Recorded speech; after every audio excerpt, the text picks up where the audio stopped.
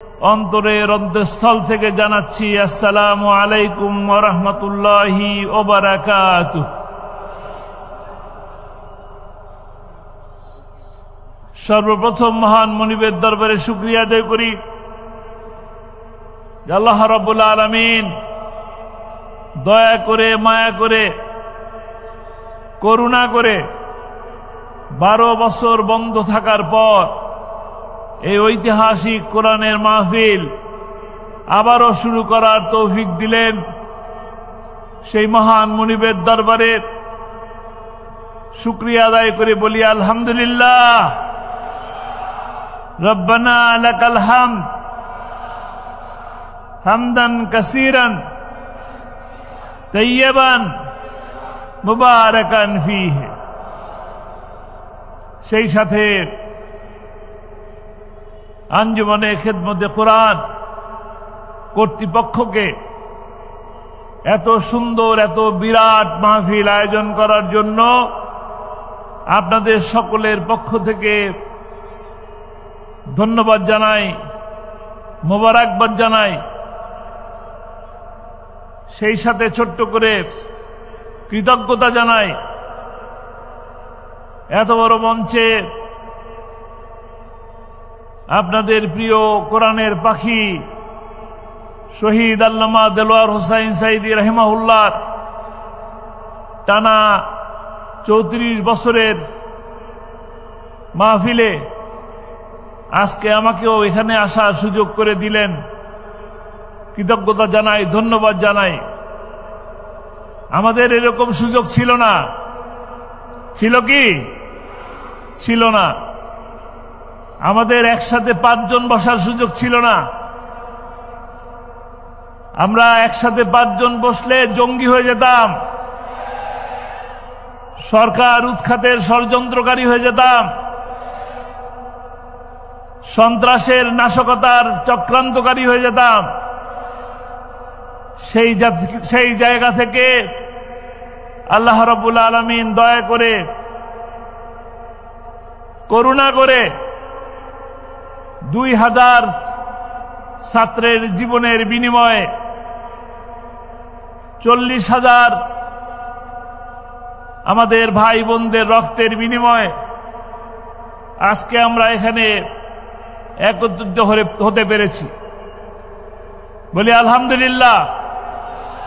নতুন একটা বাংলাদেশের স্বপ্ন দেখছি, কোরআনের বাংলাদেশের স্বপ্ন দেখছি। যে স্বপ্ন আপনাদের কোরআনের পাখি আল্লামা সাঈদীর স্বপ্ন ছিল, 2টা স্বপ্ন। তার কয়টা স্বপ্ন ছিল? তার 2টা স্বপ্ন ছিল। প্রতি মাহফিলে তিনি বলতেন, শাহাদাতের মৃত্যু কামনা করতেন। এটা ছিল তার একটা স্বপ্ন।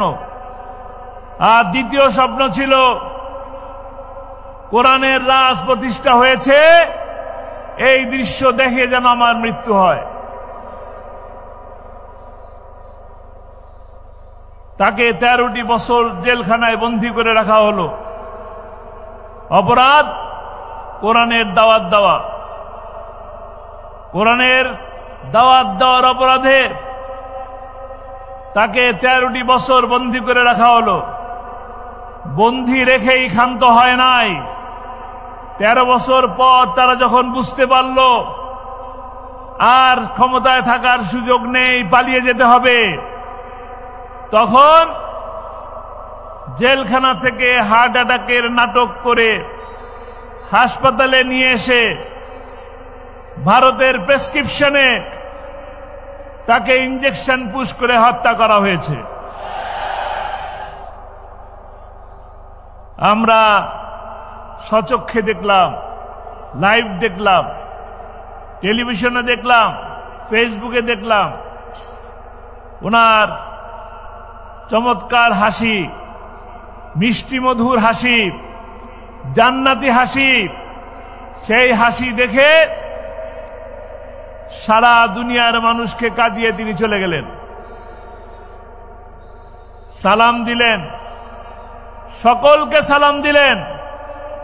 বললেন আলহামদুলিল্লাহ অনেক ভালো আছি।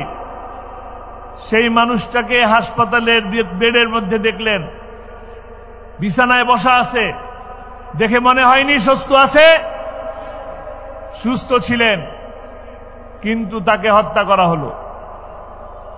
কারণ তাকে ফাঁসির রায় দিয়ে ফাঁসির রায়কে কার্যকর করতে পারে নাই। গোটা বাংলাদেশ তার ওই ফাঁসির প্রতিবাদে ফুঁসে উঠেছিল। আপনারা প্রতিবাদ করেছেন, এই সিলেটের মানুষও জীবন দিয়েছে তার ফাঁসির রায়ের বিরুদ্ধে। আজকে তাকে হাসপাতালে নিয়ে হত্যা করা হলো। আমরা এই হত্যার প্রতিশোধ নেব ইনশাআল্লাহ। প্রতিশোধ নেবেন? কারা কারা নেবেন?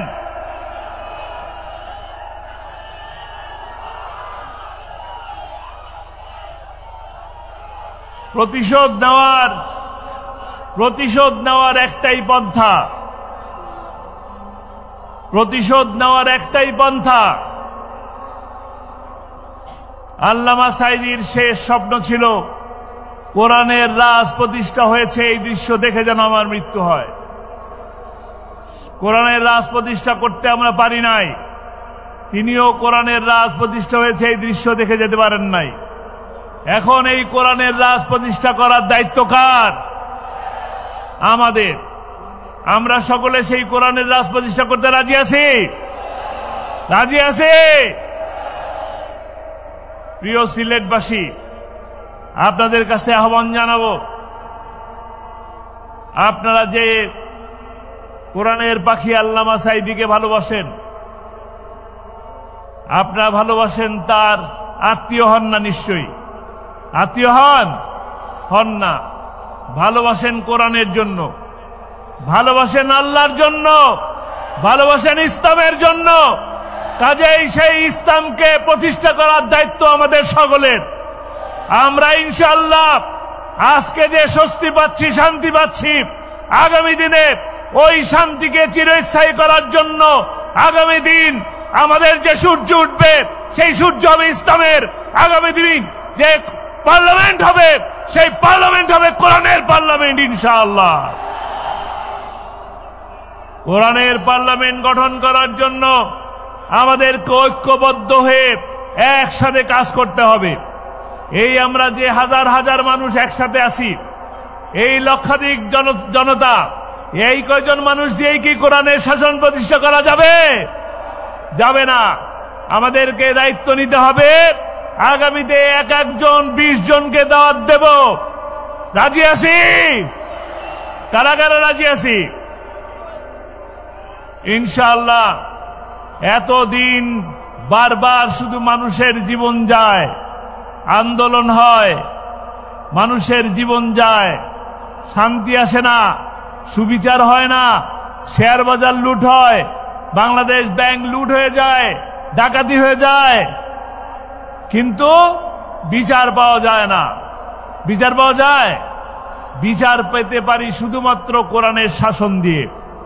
মানুষকে মানুষের মতবাদ দিয়ে, মানব রচিত মতবাদ দিয়ে মানুষকে শাসন করলে সেই শাসনে মানুষের শান্তি আসে না, সুবিচার হয় না, দেশে কল্যাণ আসে না।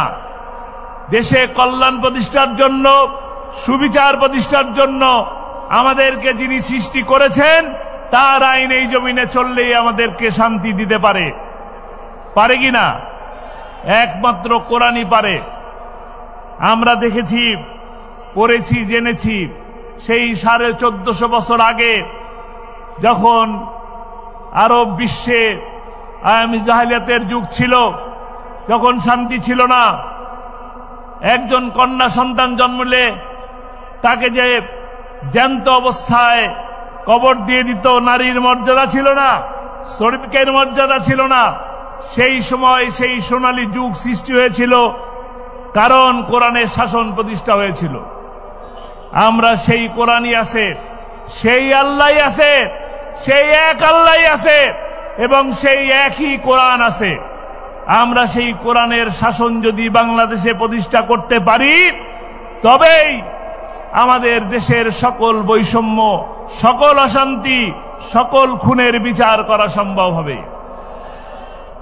কাজেই আমরা সেই আল্লামা সাঈদী, আজকে এই লাখো জনতার সামনে আমার আহ্বান থাকবে, শহীদ আল্লামা দেলোয়ার হোসাইন সাঈদীর যে স্বপ্ন, তিনি যে পথে হেঁটে গেছেন, তার সেই পথকে আঁকড়ে ধরে তার সেই স্বপ্নকে বাস্তবায়ন করার অঙ্গীকার নিয়ে আসতে এখান থেকে বিদায় নেব। তার স্বপ্ন ছিল কোরআনের রাজ প্রতিষ্ঠা করা। আমরা সেই কোরআনের রাজ প্রতিষ্ঠা করার অঙ্গীকার নিচ্ছি। আগামীতে কোরআনের রাজ প্রতিষ্ঠা হওয়া পর্যন্ত প্রয়োজনে আবারও রাজপথে মিছিল হবে, বুলেট আসবে, বুলেটের গুলি বুকে নেব, রক্ত দেব, জীবন দেব, তারপরেও কোরআনের শাসন প্রতিষ্ঠা করে ছাড়বে ইনশাআল্লাহ। আল্লাহ তাআলা আমাদেরকে সেই তৌফিক দান করুন। ওয়া মা তৌফিক ইল্লা বিল্লাহ। আসসালামু আলাইকুম ওয়া রাহমাতুল্লাহ।